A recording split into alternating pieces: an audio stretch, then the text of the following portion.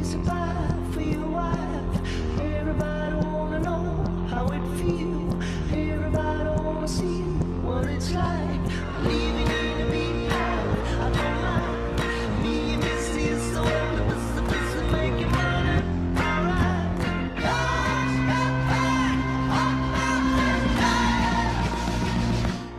Greenback Boogie. Bonjour et bienvenue à tous dans Legal Club Sandwich, votre rendez-vous préféré pour passer un bon moment et découvrir des sujets qui vous passionnent dans une ambiance particulièrement détendue. Alors aujourd'hui, nous sommes dans cette fameuse saison 11 et je suis ravi d'accueillir l'invité que vous allez découvrir aujourd'hui dans quelques instants.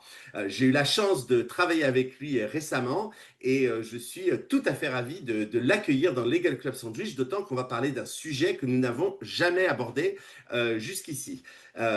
Julien, puisque c'est de lui dont il s'agit, il a trouvé le temps dans son agenda surchargé pour passer un petit moment avec nous et on en est trop content. Julien, bonjour, comment vas-tu? Bonjour Pierre, bonjour Audrey, bonjour Linda. Eh ben écoutez, ça va très bien, merci. Eh ben super, on revient à toi dans un instant, mais tout d'abord, évidemment, puisque c'est moi qui présente, je suis ravi de retrouver mes drôles de dames, Lyndia le Sauvage, qui est la grande prêtresse de la prise de parole en public que le monde entier, je dis bien le monde entier nous envie. L'autre drôle de dame, la Kelly de l'équipe, Audrey Deléris, notre chasseuse de tête hors norme, qui m'accompagne dans cette interview. Oui, toi, tu es Jill, évidemment, l'India, et moi, je suis Bosley. Voilà, ça c'est pour ceux qui des moins de 20 ans, etc., etc. Il y a beaucoup qui ne comprendront pas l'allusion, mais c'est pas grave. Bref, Audrey Deléris, notre chasseuse de tête hors norme, donc qui m'accompagne et qui feront leur chronique, une fois n'est pas coutume, dans le cours de l'émission, puisque c'est notre grand changement dans la saison 11. Alors, on commence par toi, Audrey. Comment vas-tu aujourd'hui? Je vais très bien, même si je n'ai pas le brushing adapté à mon rôle, du coup, de rôle de dame. J'essaierai de le faire la prochaine fois. En tout cas, ravie de vous retrouver, ravie de recevoir Julien. Et aujourd'hui, j'anticipe un peu ta question.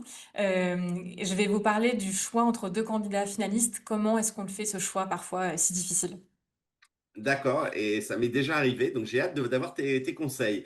Eh bien, Lindia aussi, à ton tour maintenant, comment vas-tu? Je vais très bien, ravie aussi d'accueillir Julien qui va nous expliquer tout un tas de choses qui nous concernent tous en fait. Et le sujet de ma chronique aujourd'hui, c'est le pouvoir des premières phrases dans le discours des dirigeants. Très bien, les pouvoirs des premières phrases, et j'avais noté moi dans mes notes les pouvoirs des premières fois pour les dirigeants, ce qui n'a strictement rien à voir. C'est la première dans la première phrase. Effectivement, Oui, c'est il est ça. temps. C'est ça. Allô, allô. Alors, très bien. Revenons à Julien. Julien, est-ce que tu peux te présenter à nos auditeurs? Oui, je m'appelle Julien Monnier, je suis avocat depuis 12 ans, j'exerce à Nantes et je fais principalement du droit de la famille. Ok, un sujet, donc comme je l'ai dit tout à l'heure, que nous n'avons jamais abordé. On va te poser plein de questions. On a brainstormé avant cette émission, mais est-ce que déjà tu peux nous dire si tu as un message que tu veux faire passer à nos auditeurs? Bah, alors, le premier message, c'est que je suis très content d'être là. Le deuxième, c'est je trouve ça complètement fou parce que j'ai regardé pas mal d'émissions finalement entre-temps et en fait j'ai découvert plein de métiers du droit que j'ignorais complètement. Je trouve ça très sympa. Et puis le troisième message, bah, écoute, s'il n'y a qu'une seule chose à retenir de mon intervention, c'est que j'aimerais bien que les gens retiennent qu'un avocat en droit de la famille, ça intervient dans des moments difficiles et qu'on est là pour faire avancer les choses et les aider, puis qu'à la fin, on espère que ça ira mieux. Enfin, à la fin, je suis certain que ça va mieux et j'espère que j'y ai contribué. Ok. Audrey, je te laisse. Oui, déjà, on est très content que tu sois là aussi pour le coup et merci d'avoir regardé les émissions précédentes. J'ai une question parce que peut-être que certains qui nous écoutent ne savent pas ce que c'est un avocat en droit de la famille. Donc, est-ce que tu pourrais nous expliquer ce que c'est? Oui, bien sûr. Alors, on intervient dans pas mal de domaines. Déjà tout ce qui est séparation, notamment les divorces, puisqu'en plus, les avocats, c'est obligatoire en matière de divorce. On peut faire des successions, on peut intervenir en matière de tutelle, on peut intervenir également en matière d'état civil, pour les gens qui voudraient changer de sexe ou les gens qui voudraient rectifier des noms, rectifier des erreurs, etc. Donc, On est là, en fait, alors on est rarement là. On peut faire aussi des adoptions, ce qui est quand même l'aspect plus positif et plus jovial du métier. Mais en fait, on est quand même plutôt là dans les coups durs et rarement dans les moments hautement sympathiques. Et alors, Julien, justement, quelle est la qualité première d'un avocat en droit de la famille? Alors, la qualité première d'un avocat en droit de la famille, alors il y en a beaucoup, mais disons que la première, c'est l'écoute. Parce que c'est d'abord comprendre le client et comprendre sa situation. Parce que on n'est pas dans une matière, alors avec tout le respect que j'ai pour mes confrères qui font du droit de l'immobilier ou qui créent des joint ventures ou ce genre de choses, on est on rentre dans le quotidien et dans l'intimité des gens. Donc on a besoin de bien comprendre ce qu'ils vivent et de ne pas rester bêtement sur le juridique. Et l'écoute aussi parce que on a besoin de comprendre où est-ce qu'ils veulent aller. Et ça c'est capital. De deux personnes exactement dans la même situation, en fonction de leur vécu, leurs émotions, elles ne veulent pas aller au même endroit. Et donc pour bien maîtriser le dossier et pour bien pouvoir accompagner vers la destination finale, il faut que je comprenne quelle est cette destination finale. Ça c'est la première chose sur les qualités. Et puis, c'est de ne pas faire mon. L'idée, c'est que j'arrive jamais dans un dossier en faisant bah, celui qui sait. Et j'essaie de ne pas faire trop de juridique, j'essaie de ne pas faire de cours de droit. J'essaie d'être bien terre à terre. Ouais, parce qu'en plus, enfin, les clients, quand ils doivent venir te voir, je voulais rebondir sur l'aspect psychologique que tu as dit, ils doivent être dans un état de stress, d'émotion, donc les bombardés de juridiques, ils comprendraient rien en fait. Déjà qu'il faut déjà qu'ils se sentent écoutés, soutenus. Enfin, tu as un aspect psychologique qui est un peu fou finalement là-dedans. Oui, oui, il y a l'aspect psychologique qui est super important. Même pour le type, je dis le type, pardon, la personne lambda, qu'elle divorce ou qu'elle sépare, même si ça se passe bien dans une séparation, eh ben, c'est quand même quelque chose qui peut qui est difficile à vivre en soi. C'est la même chose dans une succession. En général, on vient de perdre un proche. Et puis les successions, ça révèle toujours des choses parce qu'il y a une sorte de petite assimilation entre l'argent qu'on récupère et l'amour que nous a témoigné finalement la personne qui est décédée. Les gens comparent, ah bah lui il a un peu plus, alors ça touche, on se pose des questions. Donc moi j'interviens là-dessus. Donc c'est des terrains qui sont hyper minés. Donc je fais attention où je mets les pieds, je fais attention à comment je m'exprime. Et en plus, il y a des situations qui sont, c'est volcanique en fait sur les émotions, le psychologique. On a des gens qui sont parfois accusés de comportements extrêmement déplacés ou d'être des tyrans dans leur couple, ce genre de choses. On a même des expertises psychologiques, voire même psychiatriques qui peuvent débarquer dans certains dossiers. Et là, évidemment, j'y vais avec beaucoup de souplesse. Je m'interroge sur bah, comment faire passer le message au client, comment faire en sorte qu'ils comprennent quand même où sont les blocages. Mais moi, je suis pas psy, je suis qu'avocat. Donc, j'essaye de lui donner des pistes en lui disant, bah, ça m'arrangerait que vous. Je peux pas lui dire, en fait, ça m'arrangerait que vous teniez ce discours. C'est pas un acteur. Il va pas changer de discours. Mais j'ai besoin qu'il comprenne ou qu'est-ce qui pêche dans son discours pour que lui-même puisse s'en saisir et le travailler, peut-être avec un psy à côté, je ne sais pas. Euh, Dis-moi, je rebondis sur un truc, tu parles de rapport psychologique, etc.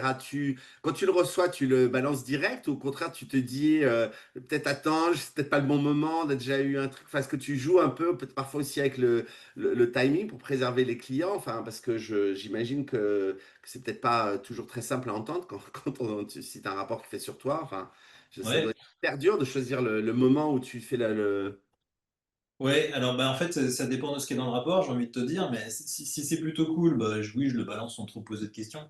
Ça peut être des fois hyper périlleux, et moi, j'ai pas envie de découvrir que j'ai plus de nouvelles d'un client parce qu'en fait, il a sauté par la fenêtre après avoir récupéré le rapport que je lui ai envoyé par email. Évidemment, ouais. Donc, ce qui peut m'arriver de faire, c'est de dire aux gens, bah, j'ai le rapport, vous allez venir au cabinet et vous allez prendre le temps de le lire. Voire même, ça m'est arrivé de dire aux gens, je ne vais pas vous le faire lire, je vais le décrypter pour vous avec votre accord, hein, parce que après tout, c'est le rapport des gens. S'ils veulent le lire, bah, ils vont le lire. Mais il m'est arrivé de dire, bah, je ne vais pas vous le faire lire parce que c'est quand même un peu dur à encaisser. Je vais vous expliquer ce qu'il y a dedans. Donc, je peux parfois ouais, faire barrage entre les écrits et le client pour éviter que ce soit la dépression, en fait, tout simplement. C'est ça, c'est l'intérêt du client d'abord, quoi. C'est pas la peine de l'accabler, c'est déjà assez. Alors, Pardon, Lindsay. j'ai une petite question, Julien, parce que là, tu parles évidemment de personnes qui sont sous pression, sous stress, dans des moments de vie qui pas faciles. Est-ce que toi-même, tu as été formé sur alors, sans aller jusqu'à la psychologie, mais en tout cas sur des modèles comme la ProcessCom, sur la communication sous stress et tout ça, pour comprendre quel type de personnalité tu avais en face de toi? Non, mais j'ai jamais reçu ce genre de formation. Je pense qu'il y a un feeling, d'une part, inhérent aux avocats qui font ce genre de choses, en fait. C'est comme j'ai envie de te dire, c'est comme un avocat qui fait que des cours d'assises. C'est que, en fait, il a un peu ça dans le sang, quoi. Hmm. Si on n'a pas dans notre personnalité d'aller un peu chercher les gens en douceur, de les aider, ben sans se transformer en assistante sociale ou en psy, on fait pas ce domaine-là, c'est pas Ouais. possible. Et Et effectivement, cela dit, je prends ton truc au vol, c'est loin d'être idiot d'envisager des formations sur mieux Mm. comprendre les gens, les personnalités, ce qu'il y a en face. Mais c'est plus de l'expérience, de la personnalité intrinsèque au départ, et puis la manière dont j'ai été formé. J'ai été formé par des avocats qui font exactement la même chose, et j'ai vu comment ils prenaient les situations périlleuses, les situations plus simples, comment parfois, des fois, tout simplement, c'est un domaine dans lequel nous, il nous arrive d'engueuler nos clients. Je me Ouais, rappelle ouais. ouais, on peut parfois leur crier. Alors moi, ça m'arrive pas, mais je me rappelle de ma patronne quand j'ai commencé, elle pouvait crier sur les clients. Et ils partaient en disant merci, mais j'ai adoré le rendez-vous. Mais parce Mais que oui, c'est de la psychologie, quoi. mais c'est ça en fait. Et puis dans des moments comme ça difficiles, tu sais, les gens portent des masques en fait, avec des émotions parfois qui sont contrariées. Et derrière ces émotions-là, en fait, il y a des messages qu'ils n'arrivent pas à faire passer. Mm. Donc, notamment, alors évidemment, moi, je travaille beaucoup avec la ProcessCom, avec mes clients, mais c'est vrai qu'il y a des émotions, il y a des gens qui ont peur, il y a des gens qui n'arrivent pas à gérer leur colère, il y a des gens qui n'arrivent pas à gérer leur chagrin. Et dans leur manière de communiquer, quand tu sais ça, quand tu arrives à décoder en fait en fonction de la personne que tu as en face de toi, je trouve que c'est des éléments pour toi qui seraient hyper intéressants. Faut qu'on se revoie, Julien. à Mais, l'extraordinaire. mais non, Non, mais mais non, sérieusement, Pierre. c'est vrai. Mais non, mais je te Mais taquine. je trouve ça, là, pour le coup, tu vois, je trouve ça tellement enrichissant d'avoir cet outil-là en main pour toi.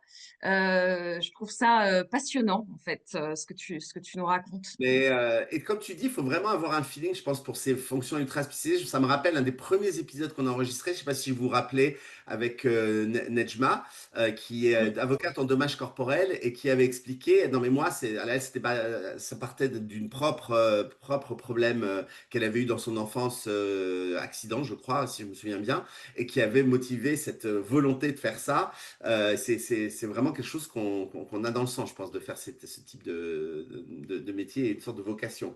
Bon, on réfléchit à tout ça. On va faire un petit break un instant dans notre entretien, Julien, parce que Ouais. on va écouter les bons conseils de notre ami Audrey. Alors, on a des jingles. Maintenant que tu as écouté l'émission, tu les connais, qui sont plus disco les uns que les autres. Et justement, voilà, parce que je fais l'ingénieur du son, si je t'explique, hein. Voici le jingle d'Audrey. Get the fever.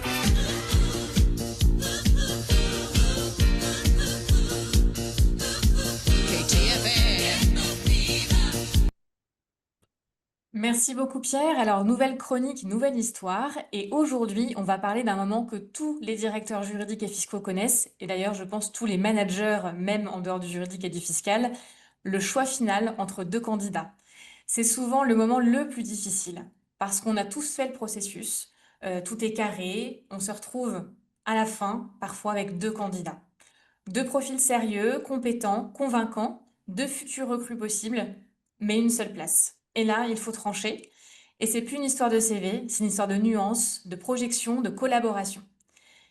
Donc moi, comme vous le savez, j'aime bien vous raconter des histoires vraies, mes histoires de recrutement. Donc cette fois-ci, comme la fois précédente, je me tourne plutôt vers une histoire qui concerne un de mes clients, qui était directeur juridique dans un grand groupe international, dans la construction, quand même pour préciser, et il s'est retrouvé exactement dans cette situation. J'ai pris exprès un exemple bien particulier, parce que c'était pour un poste basé en Espagne, sur lequel je l'ai accompagné, et vous allez comprendre pourquoi je vous parle de ce process-là en particulier. Donc tout était bien mené, il a vu des candidats, il en a choisi plusieurs et in fine, deux très bonnes candidates, chacune avec un style différent. L'une un peu plus experte, plus technique, l'autre avec plus de potentiel d'évolution. Et lui, honnêtement, il ne savait pas qui choisir. Alors pour finaliser le processus, il a dû se rendre en Espagne pour présenter les deux candidates à l'équipe locale, celle avec laquelle elles allaient potentiellement travailler. Ce qu'il a choisi de faire, c'est d'aller avec les deux candidates, en avion, en même temps. Donc, vous imaginez la scène. Donc Pierre, Lydia, Julien, vous êtes au milieu et à gauche, vous avez la candidate numéro 1 et à gauche, pardon, la candidate numéro 2. L'Espagne, c'est pas très loin, mais quand même, je pense que le trajet a dû être un petit peu long pour lui. Pour le coup, donc il a dû discuter évidemment avec les deux qui se sont rencontrés et ont compris qu'elles étaient finalistes toutes les deux. Donc c'est pas dans l'avion qu'il a décidé, c'est une fois sur place. C'est en observant comment chacune se comportait avec les futurs collègues, comment elle s'intégrait aux échanges, comment la relation prenait ou pas avec l'équipe avec laquelle elle était censée travailler. Et c'est là qu'il a dû trancher. Et il m'a dit ensuite, à compétences égales, j'ai choisi celle avec qui la collaboration semblait plus fluide pour l'équipe. C'était pas un choix contre l'autre candidate, c'est un choix pour le fonctionnement global de son service. Alors pourquoi je vous raconte ça? J'ai pris évidemment un extrait un peu particulier, un exemple en particulier parce que ça se passe en Espagne et que la situation, moi, dans l'avion, quand il me l'a raconté, c'était quand même assez drôle pour moi et j'aurais vraiment pas aimé être à sa place. Normalement, quand ça se passe à Paris, dans une autre ville en France, il n'y a pas forcément besoin d'être au milieu des deux candidates, mais ça peut arriver aussi d'être confronté à cette situation-là, parce que quand deux candidats sont bons, les techniques ne partagent plus grand-chose. Il reste alors une vraie question stratégique pour les directeurs juridiques et fiscaux. De quoi avez-vous réellement besoin à ce moment précis? Et ça, je sais que Pierre, on en a déjà parlé, parce que je crois que c'est arrivé la même chose. Soit d'une expertise parfois très pointue, immédiatement opérationnelle sur un sujet bien précis, ou d'un potentiel plus large pour accompagner la transformation du service. Et là, c'est pas le même choix. Il faut en avoir conscience. Et quand l'hésitation persiste, parce que oui, ça arrive très souvent, moi j'ai un conseil extrêmement pratique qu'on m'a donné quand j'ai commencé à recruter pour mes propres équipes, des consultants. On m'a dit, sors du cadre. Va prendre un café avec la personne, avec les personnes, sors du cadre formel. Voilà, c'est pas pour tester la personne, c'est pour se projeter. Est-ce qu'on a envie de passer vraiment autant de temps que ça avec cette personne-là plutôt qu'une autre? Et parce que les recrutements, vous le savez très bien, c'est pas seulement une histoire d'évaluation d'une compétence, c'est aussi le début d'une relation professionnelle. Je crois que je vous en parle à chaque fois, mais c'est une passion que j'ai pour ce sujet.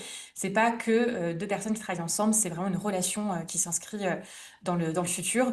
Donc, on recrute quelqu'un avec qui on va travailler, collaborer, se challenger, et pas juste cocher des cases. Et là, je fais écho à ma chronique de la fois précédente. Donc, ce que vous ressentez dans ces moments informels, la fluidité, la simplicité du naturel ou au contraire un blocage et des blancs un peu gênants, ça compte énormément. Et c'est ce qui peut faire la différence sur une collaboration sur le long terme. Et pour conclure, avec une citation bien sûr, comme à chaque fois, là je cite quelqu'un qui est dans un sport que je ne pratique absolument pas, qui s'appelle Michael Jordan, pour le coup. Donc on va pas parler de basket, mais on va parler surtout de ce qu'il a dit, ce qui moi je trouve très intéressant et surtout vraiment correspondre à cette situation-là, c'est le talent fait gagner des matchs, mais l'esprit d'équipe fait gagner des championnats. Et ça, en recrutement, choisir la bonne personne qui s'intègre le mieux à l'équipe, c'est souvent choisir la victoire à long terme. Alors moi, je veux juste rebondir sur ce que tu as dit avec deux petits conseils, enfin une anecdote et un conseil, parce que je suis 150 000% d'accord avec tout ce que tu as dit, Audrey. Alors sur connaître la personne, Carole Bartz, qui était une des CEO avec qui j'ai travaillé chez Yahoo, nous avait dit un jour, moi c'est bien simple, mes reports, je les emmène au restaurant. Et si après l'entrée, je me dis, je vais pas prendre de dessert, je ne l'engage pas. C'est vrai. J'avais trouvé l'analogie géniale. C'est que voilà. Voilà, vivement le plat de résistance et on s'en va. Par contre, si je me dis C'est je pas prends le vrai. dessert, le digestif et le café, je l'engage. Donc j'avais trouvé ça très amusant et j'avais appliqué ça. Et l'autre chose, vous, directeur juridique, qui êtes dans la situation d'Audrey et qui avez fait passer plein d'entretiens à deux candidats pour n'en retenir qu'un, eh ben, quelque chose qui est très noble, je trouve, c'est d'essayer de trouver un job pour celui que vous n'avez pas recruté finalement, et surtout si vous entendez parler d'opportunités. Et moi, c'est ce qui m'est arrivé dans une des sociétés pour lesquelles j'ai travaillé. J'ai dû faire un choix entre deux candidats que je trouvais exceptionnels, mais quelques temps après, mais littéralement une semaine après, j'ai rencontré un CEO qui m'a dit, j'ai besoin d'un juriste, un directeur juridique. J'ai dit, je sais exactement qui il te faut. J'ai envoyé le CV de ma deuxième finaliste. Elle a eu le job et ça fait 7 ou 8 ans qu'elle est dans cette entreprise. Donc voilà, vous pouvez être Mm. un peu chevaleresque et essayer d'aider celui que vous n'avez pas retenu. Et je sais de qui tu parles parce qu'elle m'en a parlé il n'y a pas très longtemps. Et Voilà. justement, je savais qu'il y avait cet exemple-là aussi. Et je rebondis sur ce que tu as dit. Alors forcément, là, je suis quasi sûre, par contre, que peu de personnes font ce que tu as fait pour le deuxième finaliste. Mais ne serait-ce que déjà prendre le temps, même si on passe par chasseur, d'expliquer pourquoi on n'a pas pris cette personne-là. Parce que je vous assure, j'ai des clients qui, ils n'ont pas le temps, ils passent par chasseur de tête, c'est aussi pour gagner du temps. Et prendre le temps d'expliquer à la deuxième personne pourquoi on l'a pas reçu, pourquoi on n'a pas accepté sa candidature in fine, je pense que c'est vraiment un minimum qu'on peut faire, en tout cas au moins pour les deux finalistes, et si on peut le faire avec tout le monde, c'est encore mieux. Totalement d'accord. Lindia, back to you et back to Julien. J'ai toujours su que tu avais Si une on, grande si on les classe. laisse parler tous les deux, l'émission va se poursuivre. Et donc, Julien, je reprends la main. Je reprends la main pour poursuivre nos échanges. Donc, on parlait de l'émotionnel tout à l'heure, justement, avant la formidable chronique d'Audrey. Et il y a aussi, évidemment, la rigueur du juridique dans ton travail. Il y a un moment donné, tu es confronté à la loi. Alors, comment tu arrives à concilier, en fait, tout ça? Alors en fait, l'un doit mener à l'autre. C'est-à-dire que les émotions doivent me permettre d'atterrir sur le juridique. Donc de ramener, c'est ça aussi l'écoute, c'est de dire je prends votre écoute, l'entonnoir il est là. Et puis en fait, à un moment donné, je vais dire ok, je vous ai entendu maintenant, venez avec moi et on atterrit sur le juridique, on est là. C'est moins intéressant, c'est un peu technique, c'est sans doute un peu barbant, mais je vais avoir besoin de vous. Et je vais avoir besoin que vous le compreniez et que vous l'intégriez dans votre émotion pour faire des choix, parce que c'est aussi souvent là où j'ai besoin du client, c'est j'ai besoin qu'il fasse les choix. C'est pas moi qui vais choisir à sa place quand est-ce qu'il voit ses enfants, par exemple. Euh, donc mon travail, il est là, il est de toujours faire une sorte de ping-pong un peu entre l'écoute, le dossier, l'humanité, les possibilités humaines, financières, émotionnelles, etc., organisationnelles tout simplement. Et puis de l'autre côté, le juridique, parce que je me rappelle toujours que ou derrière j'ai quand même un acte je suis comme tous les avocats, hein, ou derrière j'ai un acte à rédiger, et donc il va falloir que ce soit propre et net, ou j'ai un juge à qui je vais devoir parler et auquel je vais devoir lui dire bah, on va appliquer tel article de loi et voilà pourquoi ça colle, etc.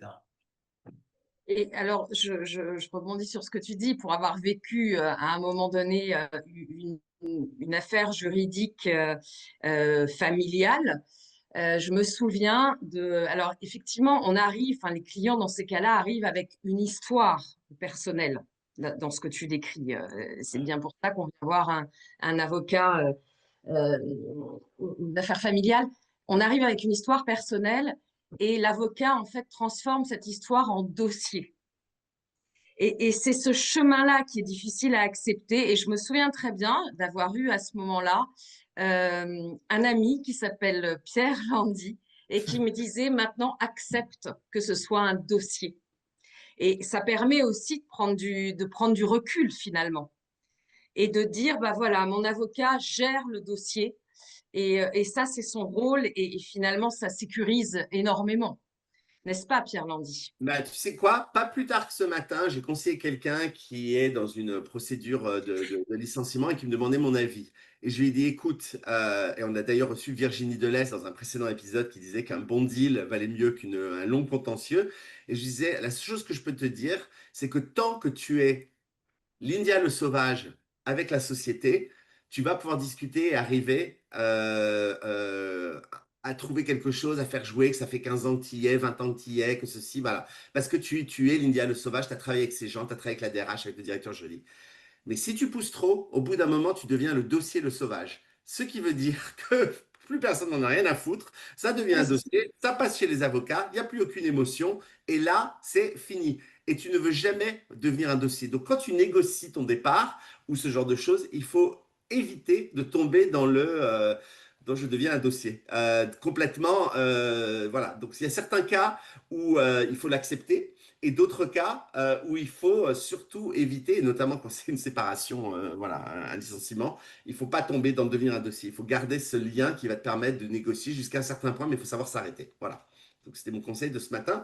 J'enchaîne avec ma prochaine question, parce qu'on papote, on papote. Tu vois, je t'avais dit, on t'a dit, Julien, en préparant l'émission, qu'on allait partir dans des tangentes parce qu'on adore discuter avec nos invités. Mais à ton avis, maintenant, donc on a compris ce que tu fais. Quelle est la difficulté principale que, avec toute ton expérience, ça fait 12 ans que tu fais ça, que tu retrouves dans tes dossiers régulièrement? Ma principale difficulté, c'est les croyances des gens. Les croyances ou il y a deux types de croyances. Il y a les croyances sur le fonctionnement de la justice, d'une part. Par exemple, j'ai très très souvent des hommes qui me disent ah oui, mais le juge est une femme, pour reprendre le titre d'une série de TF1. Et donc ils se disent bah oui, bah, forcément, elle va être copine avec ma femme en fait. Cela dit, j'ai parfois l'inverse. J'ai des femmes qui me disent ah bah c'est une femme, elle va me mettre plein la figure. Donc j'ai ce genre de croyance que je dois déconstruire, alors que je déconstruis assez mal parce que très honnêtement, des fois je me dis, je sais qu'il y a des biais de représentation aussi chez le juge, donc j'essaie quand même de ramener les choses. Je fais pas partie de ceux qui pensent que tout peut arriver devant le juge. Je suis absolument convaincu qu'un juge, ça suit la loi, mais bon, je dois aussi préparer les gens à ce que, bah oui, il peut le juge est un être humain, c'est pas un robot, donc il va avoir sa façon de penser, mais en tout cas, son suivi, c'est la règle du jeu, c'est le code civil, quoi. Donc ça, c'est le premier point. Puis le deuxième point, c'est, moi, en ce qui me concerne, ce qui me touche en plus personnellement, c'est les biais de représentation qu'ont les gens sur l'éducation. Et ça, c'est peut-être très pénible pour moi à vivre, parce que j'ai la corde sensible en matière d'enfant. Dès qu'un enfant est impliqué, entre guillemets, dans un dossier, c'est-à-dire que c'est la relation parentale entre le parent et l'enfant qui se joue. Par exemple, pour moi, c'est un peu compliqué d'entendre des... Enfin, il faut que j'amène à faire comprendre aux gens qu'ils sont sur une représentation. Par exemple, euh, par exemple, un père qui me dit bah, je suis bienveillant avec mes enfants. Et moi, Julien Mounier, être humain, j'ai très envie de lui dire t'es pas bienveillant, t'es un tout petit peu envahissant auprès de tes ados. Par exemple, j'ai des clients qui pètent une durite parce que leur fille de 13 ans a mis du rouge à lèvres et qui comprennent pas que la mère les laisse faire. Je lui dis est-ce que tu peux pas foutre la paix à ton ado et qu'elle mette du rouge à lèvres pour aller à l'école, c'est pas le bout du monde. Euh, mais ça, je peux pas le faire en tant que Julien Monnier. Enfin, par contre, en tant qu'avocat, je peux lui apprendre à lui expliquer pourquoi c'est embêtant qu'il surréagisse à chaque fois dans les messages, qu'il faut apprendre à mettre un peu en perspective les vrais problèmes et des trucs un peu plus embêtants sur lesquels, en plus, la justice n'a pas de prise. C'est-à-dire qu'on va pas faire en sorte que la gamine ne mette pas de rouge à lèvres. Et on va pas monter un contentieux juste là-dessus. Et on va pas en parler au juge non plus parce que le juge, ça va un peu l'énerver qu'on lui parle de rouge à lèvres de la gamine. Et justement, sur le juste, on a déjà commencé à en parler un petit peu. Il n'y a pas que, en effet, toi et ton ou ta cliente, il y a aussi dans la partie adverse, et il y a aussi le juge qui a forcément quelque chose d'important, en fait, dans l'histoire, dans tout le dossier. Comment est-ce que toi, justement, tu arrives à intégrer le côté humain, parce que les juges aussi, c'est des êtres humains, donc comment est-ce que tu arrives à intégrer dans la gestion et la défense des dossiers? Alors, déjà, je connais les juges devant qui j'interviens la plupart du temps. Effectivement, quand j'interviens devant un juge que je ne connais pas du tout, ben, j'y vais comme le client, un peu, je dis au client, je ne sais pas comment le juge va réagir, donc je ne peux pas vous dire déjà comment il va mener son audience, je ne peux pas vous dire s'il va vous laisser la parole ou pas. Déjà, ça peut être problématique, puisqu'il y a des juges qui ne laissent pas la parole aux parties, donc c'est quand même eux, c'est leur dossier, entre guillemets, pour reprendre l'expression qu'on a utilisée tout à l'heure. Et quitter une audience en ayant juste entendu les avocats et le juge discuter entre eux et que le papa ou la maman ou l'époux, l'épouse, etc., n'aient pas pu prendre la parole, pour eux, c'est une véritable blessure, donc faut que je le gère. Mais en règle générale, j'interviens devant des gens, je connais leur personnalité. Donc je suis capable de dire aux gens, vous allez voir, le juge il est sympa, il est un peu bavard, mais ça va bien se passer. Ou je suis capable de dire aux gens, je vous préviens, ça va être une porte de prison et ça l'embête, entre guillemets, qu'on rentre dans son bureau. La juge préférait faire autre chose ou tout simplement elle préférait qu'on lui dépose des dossiers en papier et qu'on la laisse tranquille gérer, prendre ses décisions. Il y a des juges qui sont anti-avocats aussi, hein. Je pense que c'est arrivé à tous les avocats judiciaires de se rendre compte que, en fait, quoi qu'on dise, on a l'impression d'être le casse-pied de service, mais que c'est pas personnel à nous, c'est personnel à la profession d'avocat. Donc tout ça, on le gère, on gère la façon dont s'est passée l'audience. Et puis, bah, j'ai souvent l'habitude de sortir de l'audience en disant aux gens, bon, c'est derrière nous, c'est passé, faut l'accepter. Et puis les dés sont jetés, on voit bien quelle va être la décision, on a fait notre maximum, notre possible. Mais ouais, je gère avec. Et puis en plus, très honnêtement, il y a des juges qui ont des représentations, alors je vais pas dire racistes, c'est pas vrai, mais il y a des a priori sur certaines religions, certaines origines. Voilà, je vais pas blâmer personne, mais ce sont des êtres humains, donc ils sont pas parfaits. Et devant eux, on essaye de déconstruire les représentations qu'ils ont, qu'ils semblent exprimer en tout cas. On essaie de ramener à un peu d'objectivité, et de séréniser, d'apporter de la sérénité dans les dossiers. Ouais, moi, ça doit être patient. Et en fait, je crois que j'ai compris un truc dans ce que tu dis. C'est pas dans un tribunal, en fait, très souvent, les audiences, c'est dans le bureau du juge, c'est ça? Oui, en fait, dans ma matière, les audiences sont à huis clos. Donc on se retrouve dans une petite salle avec juste le juge, le greffier, et puis il y a des avocats, il y a 4 chaises devant. Alors quand c'est en matière de séparation, on met les parents, et puis, ou les époux et leurs avocats à côté. Mais il n'y a pas il y a personne avec nous. Alors du coup, c'est un segue, comme on dirait à Ottawa, parfait pour ma question suivante. C'est peut-être pas forcément l'image qu'on s'imagine dans la culture populaire de la grande audience, etc. En fait, il y a avoir des trucs complètement biaisés dans la culture populaire sur le. Et j'ai vu que tu t'intéressais à ce sujet. Oui, ouais, j'adore me questionner sur le rapport entre le droit, la justice d'un côté, et sa représentation dans la pop culture de l'autre. J'ai animé un blog là-dessus, non pas un blog, pardon, un podcast, Podcast. voilà, j'ai trouvé le nom. Un podcast, j'en ai un autre en préparation. Là, tu vois, je sors d'une conférence à Laval sur le thriller judiciaire et comment on passe de l'écrit à l'écran. Donc tout ça, c'est des questions qui me fascinent. Je me demande toujours en lisant un bouquin, un roman, quand ça parle de droit, je me demande toujours si c'est vrai juridiquement, si ça tient la route, s'il y a des recherches qui ont été faites ou si c'est n'importe quoi. Et souvent dans les séries et la télé, tu vois, le générique, c'est le générique de Suits que vous utilisez. Et Harvey, il est génial, mais il règle tout en 40 minutes à chaque fois. Mais dans quel monde vit-il? Donc ça, j'aime bien, à la fois j'aime beaucoup, et à la fois je me dis, ça donne quand même l'impression aux gens que tout peut être rapide. Mais c'est pas vrai, en fait. Quand vous entrez dans mon bureau, la plupart du temps, on arrêtera de se revoir dans 1 an, 1 an et demi, 2 ans, et il y a des gens, je les ai vus pendant 10 ans avant que je puisse leur dire bonne route, bonne continuation.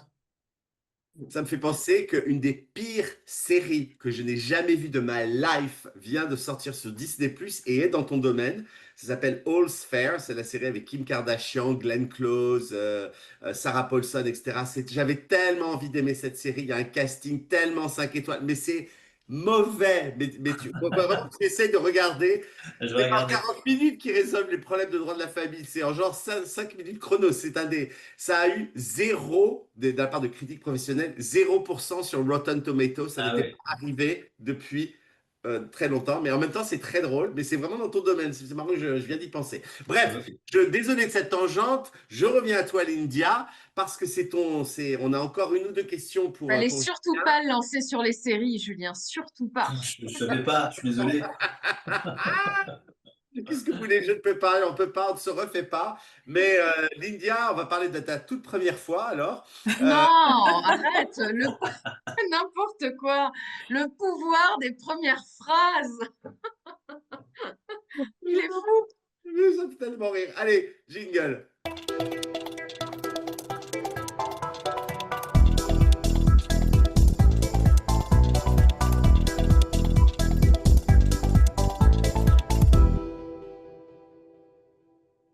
Alors donc le pouvoir des premières phrases. Je vais surarticuler Pierre pour que tu entendes bien. On a tendance à croire que les premières secondes d'un discours servent seulement à chauffer la salle. Mais dans le contexte actuel, l'inflation, les tensions géopolitiques, les transformations digitales, l'IA, les nouvelles régulations, les guerres de talents aussi, les premières phrases d'un dirigeant ont un rôle beaucoup plus fort. Il faut installer de la clarté dans un monde flou, poser un cap dans un environnement mouvant et puis rassurer quand tout semble incertain. Alors aujourd'hui, je veux vous montrer comment un dirigeant peut créer un véritable effet aimant, comme un aimant, Pierre, dès l'ouverture de sa prise de parole. Et pourquoi d'ailleurs c'est devenu absolument indispensable. Alors, un premier exemple que je vais vous donner, c'est un directeur juridique, notamment que j'ai accompagné. Moi aussi, comme Audrey, je m'autorise des histoires vraies en changeant les prénoms, bien entendu. Il devait annoncer une réorganisation importante, donc je l'accompagne sur cette préparation d'intervention. Et son draft, en fait, disait, pour démarrer, bonjour à tous, merci d'être là. Je vais vous parler de la nouvelle réorganisation. Sauf que son secteur venait de connaître une hausse brutale des coûts d'approvisionnement, une pression accrue des régulateurs, un repositionnement de deux concurrents majeurs. Donc, on a travaillé une autre ouverture plus en phase avec la réalité. Ce qui donnait dans les premières phrases, j'insiste, Pierre Landy, depuis 6 mois, notre marché est sous pression. L'inflation des matières premières, une concurrence agressive, des nouvelles exigences réglementaires. Aujourd'hui, je veux vous expliquer le choix que nous faisons pour rester performants et surtout pour rester maître de notre trajectoire. En une phrase, en fait, tout est là. Il nomme la réalité, il explique l'intention, il pose un cap clair et surtout, il reprend la main. Je vais vous donner maintenant un deuxième exemple, une directrice juridique jeune, brillante, comme on les aime, nouvelle dans un COMEX, et elle devait présenter des dossiers sensibles. Donc, nous n'étions pas en fait dans une année classique. Multiplication des litiges, évolution des normes ESG, que vous devez bien connaître, Maître Landy. Nouvelle obligation de reporting aussi, et puis des risques cyber plus élevés. Donc, son premier draft, c'était je vais vous présenter le suivi du dossier en cours. Enfin, voilà, un truc qui n'allait absolument pas, beaucoup trop neutre, trop basique. Donc, on a retravaillé pour qu'elle s'ancre dans le réel. Et ça donnait, depuis le début de l'année, 3 risques majeurs ont changé la donne. L'évolution rapide des obligations, nos 2 contentieux stratégiques et l'augmentation des cyberattaques dans notre secteur. Mon objectif aujourd'hui, il est simple, c'est vous montrer où nous en sommes et puis les décisions que nous devons prendre ensemble. Alors, que se passe-t-il? Elle nomme les enjeux sans dramatiser, elle établit immédiatement sa légitimité et puis elle transforme sa présentation en moment de pilotage collectif. Le COMEX, évidemment, s'est redressé sur sa chaise. Troisième exemple, un CIO qui s'adresse à ses équipes après une crise interne dans un climat global plutôt anxiogène. Climat social, donc il devait parler à ses équipes après cette crise et dans un climat fragilisé avec un climat social tendu, une baisse de morale des troupes, une hausse de la charge mentale aussi, pression du marché et puis une incertitude géopolitique. Et vous voyez que ça, en fait, on le retrouve en ce moment partout, hein. Alors, le draft, son premier jet, c'était « Je sais que la période a été difficile, mais on doit avancer ». Donc, voilà, on commence pas comme ça parce que c'est trop rapide, parce que ça banalise, parce que ça passe à côté du ressenti, ce fameux ressenti dont on parlait, Julien, tout à l'heure. Alors, voici une version retravaillée pour ces premières phrases. Je sais que ces dernières semaines ont été éprouvantes. Et je ne parle pas seulement de ce que nous avons vécu en interne. Il y a aussi l'incertitude économique, les tensions internationales, la pression du marché. Tout cela pèse sur chacun d'entre nous. Avant de parler de l'avenir, j'ai besoin de vous dire une chose. Moi, je suis fière de la façon dont vous avez tenu. Maintenant, on va voir comment on redémarre ensemble. En une phrase, il fait 3 choses. Il reconnaît la réalité globale, il reconnaît la réalité interne, et puis il restaure le lien. C'est ce qu'on appelle le leadership pur. Donc, pourquoi ça fonctionne? Bien parce que les premières phrases, et ça, je sais que ça va intéresser Julien aussi, elles actionnent, elles activent 2 systèmes. Le premier, c'est le système d'alerte. Est-ce que je suis en sécurité? Est-ce qu'il y a un pilote? Et le deuxième, c'est le système de projection. Où va-t-on? Et est-ce que tout ça a du sens? Dans un monde qui est instable, ces 2 questions, elles sont évidemment amplifiées.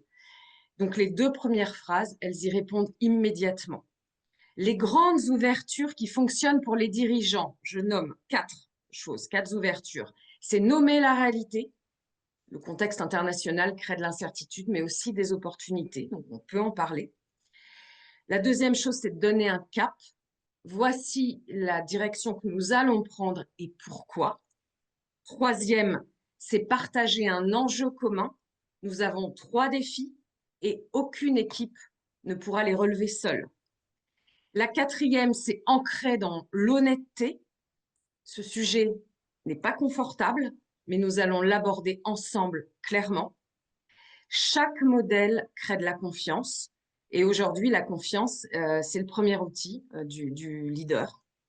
Donc, pour conclure cette chronique, Pierre, en 2020, j'allais dire en 2025, mais on va pouvoir parler de 2026 parce qu'on est en 2026 en fait. Les premières secondes valent de l'or. Dans un monde dense, rapide, exigeant, la première phrase d'un dirigeant n'est plus un détail. C'est un acte de management. Elle dit, je vois ce qui se passe, je prends ma responsabilité, je vous embarque avec moi. Et quand une ouverture est bien faite, eh bien tout le reste de la prise de parole devient plus fluide, plus simple et plus juste. Merci à tous. Merci Lindia, passionnant. Et Audrey et moi qui avons fait du théâtre, nous savons que la première phrase quand on fait un sketch ou quelque chose, c'est essentiel. La première phrase pour accrocher son audience. Et c'est la même chose avec un leader face à son équipe, Et etc. c'est la même chose dans une plaidoirie et c'est la même chose peut-être avec tes clients, Julien, aussi. L'importance des premières phrases. Oui, c'est sûr, la façon dont tu abordes l'entretien, ça dit tout en fait. Et la façon dont moi, des fois, je donne des conseils à des jeunes qui plaident et leur dis surtout ne commencez jamais par cette phrase qui m'agace. Je vais dire quelques mots pour mon client. Bah oui, évidemment, si tu veux dire quelques mots pour ton client, t'arrêtes. Est-ce que tu peux trouver une autre attaque, s'il te plaît? Je suis pas venu ici faire des courses. Et c'est pareil pour le recrutement aussi, d'ailleurs. Une des premières phrases d'un recrutement, même si c'est une relation avec juste 2 personnes, pour le coup, c'est extrêmement important. Ça place tout de suite, en fait, l'ambiance et l'environnement et le contexte de la rencontre aussi. Ouais. Mm. Bon, et ben voilà, j'espère que vous avez pris plein de notes. Allez, on a encore un tout petit peu de temps, on va faire rapide pour 2, 3 dernières questions pour Julien. Moi, j'ai lu quelque part que le contentieux familial, c'était une part importante, alors je connais pas les proportions, hein, mais de l'activité judiciaire en France. Donc déjà, est-ce que tu confirmes? Et est-ce que ça a des conséquences dans ta pratique de tous les jours, Julien? Oui, oui, c'est une part conséquente. Il y a à peu près autant d'affaires en droit de la famille qu'il y a d'affaires pénales. C'est les deux grosses parts du gâteau. Oui, ça a une conséquence, c'est que nos audiences sont surchargées. Avant l'audience, déjà, on a un délai d'attente qui est conséquent. Donc, des gens qui se séparent, imagine que ça se passe moyennement bien, et ben, ils vont attendre à Nantes. Nous, on est rendu à 15 mois d'attente entre le moment où tu déposes une enquête et le moment où le juge vous reçoit. T'ajoutes encore un mois derrière pour avoir une décision, t'imagines, ça fait pendant 1 an et demi dans une situation pas terreau, avec de la tension, pas de règles claires. Donc ça, c'est la première conséquence. Et puis la deuxième, c'est pendant les audiences, en fait, les juges doivent faire 15 dossiers en 3 heures. Euh, Ça te laisse, je te laisse calculer le temps que ça représente par affaire. À l'intérieur de chaque affaire, le temps est divisé en deux parce qu'il faut bien qu'il y ait un époux qui parle et puis l'autre. Donc en fait, tu te retrouves à traiter des affaires qui peuvent être complexes, idéalement dans un temps de 10 minutes pour tenir le challenge de respecter le calendrier. En 10 minutes, tu as le temps de rien dire, donc tout déborde, donc le juge est sous pression parce qu'il voit que son audience traîne. Donc, nous, on a un travail, c'est de dire l'essentiel en peu de mots, d'arriver très vite sur les sujets qui sont les plus compliqués, les plus houleux, de dégager ce qui est un peu secondaire, pour que le secondaire découle des décisions qui seront prises sur ce qui est le plus important. Ok. Et Julien, j'ai une question pour toi. Enfin, j'ai deux questions. J'en ai une pour le coup, que je rebondis sur ce que tu as dit précédemment sur la fiction, et je fais quand même une petite parenthèse, désolée Lydia, sur non pas les séries, mais sur un livre moi, que je suis en train de lire. Et j'ai l'impression en tout cas que c'est vrai, parce que c'est un avocat qui l'a écrit, c'est Grisham. Je sais pas si tu l'as déjà lu pour le coup, Grisham. Et là, pour le coup, c'est pas du tout court, c'est quand même très long, parce que les livres sont quand même assez denses. Est-ce que, voilà, là, est-ce qu'il dit vrai déjà? Est-ce Tu que je lis donne... quel? Je lis Les Garçons de Biloxi, qui est un des derniers, je crois. En fait, je pense que oui. Alors, je ne l'ai pas lu celui-ci précisément, mais Grisha, c'est un ancien Ouais, avocat. En fait, quand tu fais des recherches, à 95%, ce qu'il te raconte est vrai, en fait.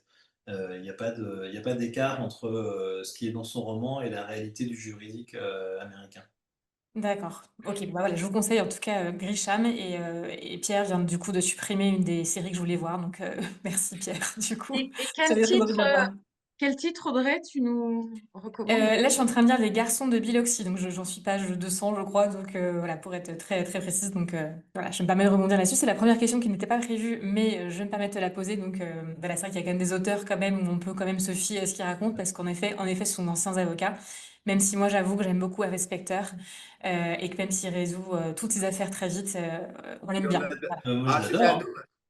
c'est un On lui hommage même qu'on ait mis son jingle. On adore tous ici. Voilà. Donc même s'il résout tout un peu trop vite pour le coup, pour tout vous dire, dans les bureaux de fait légal, il y a une photo d'Harvey Specter. Mais pas seulement parce que c'est un bon avocat, parce qu'on le trouve très sympathique aussi. Ceci étant dit, deuxième question, là, par contre beaucoup plus sérieuse, Julien. Tu es donc avocat à Nantes. Est-ce que tu peux nous expliquer une des spécificités justement nantaises en matière d'affaires familiales? Ouais. À Nantes, en fait, on a un monopole national par rapport aux actes d'état civil des Français nés à l'étranger et de tout acte qui concerne un Français à l'étranger. C'est lié au fait que le service central d'état civil est à Nantes et que par conséquent, le procureur qui a le monopole là-dessus, c'est le nôtre. Donc en fait, on a très souvent, en tant qu'avocat nantais en droit de la famille, on se retrouve avec les dossiers de gens qui, par exemple, se marient à l'étranger et le procureur estime qu'il y a un doute sur la réalité de l'union matrimoniale. Enfin, il doute que les gens s'aiment vraiment. Il peut suspecter un cas de mariage blanc, par exemple. Et donc, il refuse d'enregistrer le mariage, ou alors il attaque le mariage en nullité, etc. Donc nous, derrière, ça nous génère de cette activité-là. On a les gens qui viennent contrer les décisions du procureur de la République. Alors à la fois, c'est un peu symbolique parce qu'on est sur la maîtrise de l'état civil, etc. Et après, très concrètement, c'est des dossiers que moi je trouve très rigolos parce qu'en fait, on inonde le procureur dans les dossiers où on peut, évidemment, de messages WhatsApp échangés entre les époux parce qu'ils vivent à distance. Souvent, ils se sont mariés, mais il y en a quand même un qui est français, donc il vit en France. L'autre, il vit dans un pays à 500, 1000 ou 2000 km d'ici. Donc, ils échangent par WhatsApp ou par Facebook. Et ben, je pense qu'on a tous vu des conversations entre amoureux par WhatsApp ou par Facebook. C'est je t'aime, tu vas bien, j'ai pris un café, tu me manques, patati patata. Ça pendant des pages et des pages, c'est illisible, c'est insupportable. Mais le meilleur moyen qu'on a, c'est de dire au client, eh, vous m'imprimez tout, vous m'envoyez tout, moi je l'imprime. Ça fait ça de haut après, on l'envoie au procureur, on dit, vous voyez, il s'aime. Et donc l'idée, c'est de voir si le procureur craque face au kilo de conversations Ouais, WhatsApp qu'on lui envoie, ou s'il faut aller jusque devant le juge pour le dire, ah non, il y a une réalité derrière. incroyable. Ok. Et pourquoi c'est à Nantes qu'il y a le monopole? C'est un effet de la décentralisation, tout simplement. Le service central d'état civil est à Nantes depuis les années 80 et la loi donne ce monopole au procureur qui a le service central d'état civil. Si ça déménageait à Montpellier, on Ben ouais. perdrait le monopole. Ah oui. Moi, ton extrait de casier judiciaire, enfin maintenant on le fait en ligne, mais avant il fallait écrire à Nantes, je crois, de mémoire. Ouais, et on l'a toujours à Nantes, ouais, pareil. Et maintenant ça se fait en ligne, tu peux la faire en ligne, mais avant je me Oui, rappelle, oui. dans le temps, avant les internets, comme on dit. Parfait, allez, Une dernière question. question. Ok. On parle beaucoup litige, Julien, évidemment, devant le juge aux affaires familiales. Et est-ce qu'il y a d'autres pans à ton activité dont on n'a pas parlé? Peut-être tu peux nous résumer d'autres choses dont on n'a pas parlé pour terminer. Oui, j'ai une autre corde à mon arc, c'est en matière de protection des personnes qui perdent leur autonomie, en matière de tutelle curatelle. En fait, moi, j'ai été tuteur de mon grand-père. Et en tant que tuteur, je me suis soudain posé la question de savoir, mais en fait, c'est quand même dingue parce que j'ai le pouvoir de prendre des décisions avec une personne. Alors, je pouvais pas parler avec mon grand-père, c'est important de comprendre ça. C'est-à-dire qu'il avait une maladie dégénérative qui fait qu'il pouvait plus parler, il pouvait m'entendre, mais il pouvait pas exprimer son avis. Donc, je devais gérer son patrimoine. Il avait deux, trois maisons, un peu de sous, etc. Et je prenais des décisions sur moi, ma vision des choses. J'avais 30 ans à l'époque, gérer les affaires d'un monsieur qu'on avait 75, c'était particulier. Et je me suis toujours dit, mais il doit y avoir on devrait créer un système pour qu'il y ait un lien entre anticiper cette perte d'autonomie.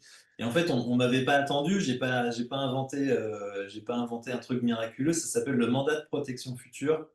C'est un contrat qu'on signe lorsqu'on a toute sa tête et dans lequel on marque déjà comment est-ce qu'on voudrait vivre son avenir si jamais on n'était plus en capacité de prendre soi-même les décisions.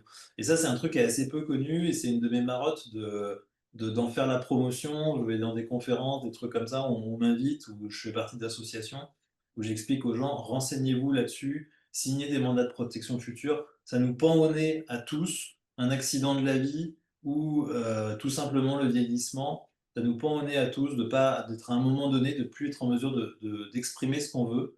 Et le mieux, tout ce que je peux souhaiter aux gens, c'est de quand même pouvoir vivre leur vie de la façon dont ils auraient voulu pouvoir la vivre, même si c'est quelqu'un d'autre qui prend les décisions.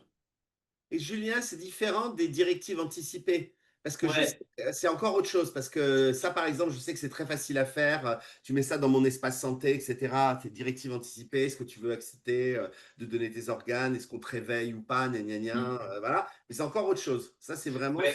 Ça se combine avec les directives anticipées parce que comme tu viens de le dire, Pierre, les directives, c'est sur l'aspect médical. Au cas où je me réveille pas, en fait, je suis dans le coma ou ce genre de choses. Alors que le mandat de protection future, ça peut être, imagine, tu as une maison à Nantes et une maison à Montpellier, bah, tu peux inscrire dedans, moi, je veux être à Nantes l'été et à Montpellier l'hiver ou l'inverse, tu vois. Si tu l'as jamais marqué nulle part et ben, le jour où tu te retrouves en tutelle, tes enfants, ils peuvent se dire, bah, la maison à Montpellier, c'est quand même beaucoup de tracas, on va la vendre. Et donc, bah, tu n'as plus que ta maison à Nantes, mais c'est pas ce que tu avais projeté, toi. Donc, tu vois, le mandat de protection future, c'est beaucoup plus général. Très bien. C'est rentré On dans te la mettra en to-do. Normandie, Pierre, on te mettra en Normandie. Je En m'en tout cas, je vais le chargerai. rajouter à ma to-do list parce que je ne connaissais pas et moi qui suis un total control freak, j'aime bien ce genre de choses. Ah bah, Donc, tu peux être sûr il va s'en occuper ce Très midi. bien. peut-être pas ce midi, mais assez rapidement, vu que j'ai fait tout le reste, ça va aller dans la liste. Oui, tu me connais bien, Bon, Lydia. Bon, on termine quand même en rigolant après ce sujet un peu et plus bien sûr, dur. alors comme je dis tout le temps sur ces sujets-là, c'est pas parce que je le fais que je m'en vais quelque part. I'm going nowhere. Je suis là, j'y reste. Mais voilà. Mais en tout cas, merci infiniment, Julien, de t'être prêté à l'exercice, de nous avoir fait découvrir le droit de la famille. J'espère que tu as passé un bon moment. Excellent, merci beaucoup à vous trois. Merci Bon, bah, Merci, Julien. Julien. c'est top. On a plein d'autres invités extraordinaires que vous allez découvrir dans cette saison 11, mais on n'en dit pas plus. On vous retrouve très bientôt. Et sans plus attendre, du coup, on lance le générique. Et voilà, à très vite tout le monde. Au revoir. Au revoir. Salut!